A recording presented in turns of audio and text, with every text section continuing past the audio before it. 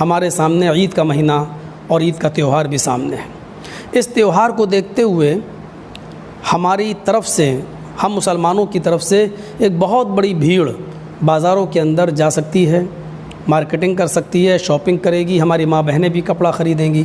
میری ان سے پرزور اپیل ہے کہ کووڈ-19 یعنی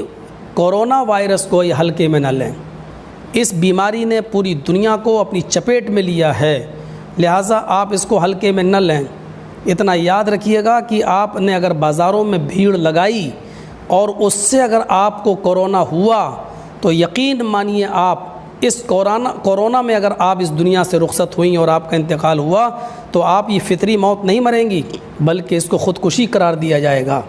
سرکار نے گائیڈ لائن بنائی ہے، اس پر عمل کرتے ہوئے ہم کورونا سے بچ سکتے ہیں۔ خود ہمارا قرآن یہ کہتا ہے کہ لا تلقوا بایدیکم الی التہلکہ، اپنے آپ کو، اپنی جان کو جان بوجھ کر ہلاکت میں مت ڈالو۔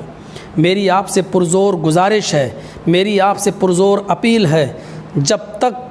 لاک ڈاؤن چل رہا ہے اور سرکار کی گائیڈ لائن بنی ہوئی، ہمیں اس پر عمل کرتے ہوئے ہمیں مسجدوں میں نماز نہیں پڑھنا ہے، ہمیں بازاروں میں نہیں جانا ہے، ہمیں خرید و فروخت نہیں کرنا ہے۔ اس مرتبہ عید اپنے گھروں میں منانی ہے۔ اگر لاک ڈاؤن نہیں کھلتا ہے تو جب ہم جمعہ کے دن ہم ظہر کی نماز گھروں میں پڑھ رہے ہیں، جب ہم رمضان میں فرض نمازیں گھروں میں پڑھ رہے ہیں تو عید کی نماز تو فرض نہیں ہے۔ عید کی نماز تو ہمارے لیے جمعے کے دن سے بڑی اہمیت نہیں رکھتی ہے، تو ہم عید کی نماز گھر میں کیوں نہیں پڑھ سکتے ہیں؟ اگر بازار میں آپ گئے تو یہ لاک ڈاؤن کا النگھن ہوگا، سرکار کے آدیش کا النگھن ہوگا، اور قرآن کریم کی اس آیت کی بھی نافرمانی ہوگی، لا تلقوا بایدیکم الی التہلکہ۔ میری سمجھ میں نہیں آتا ہے کہ کیسے آپ کے دل گوارا کر رہے ہیں کہ آپ بازار جائیں اور شاپنگ کریں،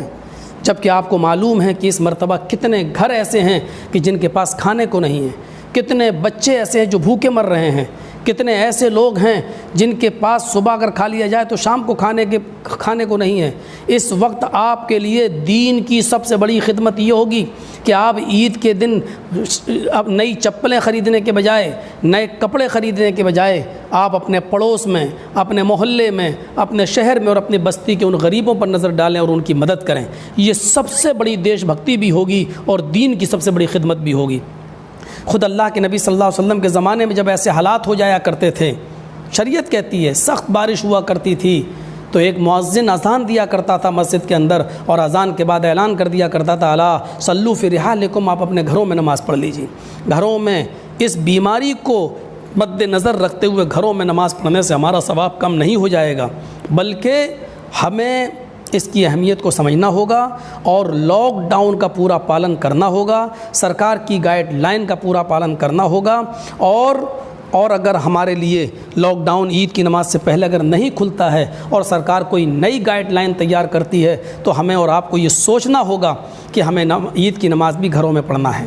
عید کی نماز بالکل اسی طریقے سے پڑھی جائے گی جس طریقے سے ہم مسجد کے اندر پڑھتے ہیں یا عیدگاہ کے اندر پڑھتے ہیں۔ آپ اپنے گھروں میں اسی طریقے سے 2 رکعت آپ نماز ادا کریں گے۔ یہ جمعہ کی طرح نہیں ہے کہ جمعہ کی نماز مسجد میں نہیں پڑھ رہے ہیں، اپنے گھروں میں تو ظہر پڑھ لیجئے 4 رکعت۔ عید کی نماز ہمیں 2 ہی رکعت پڑھنا ہے، اور بالکل عید کی نماز کے طریقے سے پہلی رکعت میں 7 تکبیر اور دوسری رکعت میں 5 تکبیر، یعنی 12 تکبیر زوائد۔ ایسے ہی ہمیں اپنے گھروں میں نماز پڑھنا ہے۔ آپ اپنے گھروں میں اپنی بیوی اور اپنے بچوں کو اپنے پیچھے کھڑا کر کے بھی نماز پڑھا سکتے ہیں، اس میں کوئی حرج کی بات نہیں ہے۔ میری آپ سے پھر گزارش ہے کہ بازاروں میں بھیڑ نہ لگائی جائے،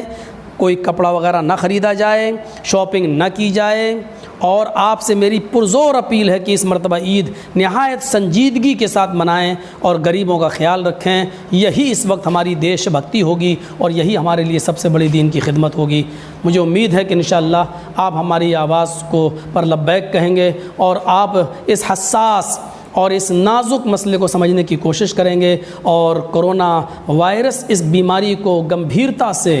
آپ سیریسلی اس بیماری کو آپ لیں گے اور آپ